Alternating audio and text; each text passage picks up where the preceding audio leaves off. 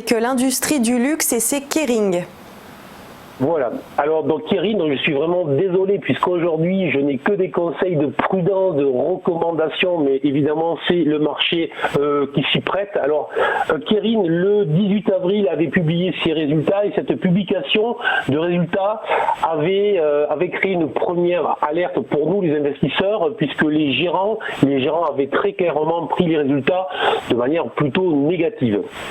Mais ensuite, on a eu une longue phase de congestion que l'on voit très bien sur le graphique, c'est la zone bleue. Cette phase a duré 23 journées, en fait entre le 18 avril et le 24 mai. Mais depuis le 22 mai, donc au sein de cette zone, Kering a attaqué en fait une phase dynamique baissière, on le voit très bien, qui a été donc accélérée par une hausse puissante des volumes.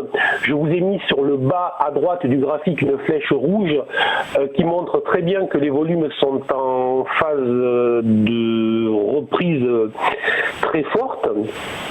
Et lorsque l'on est positionné sur une action, que la dynamique est baissière et que les volumes augmentent et que l'on enfonce des supports, la règle est facile, on sort de cette valeur si on la possède et dans tous les cas, on n'essaye jamais de l'acheter sans avoir une phase de latéralisation de repos.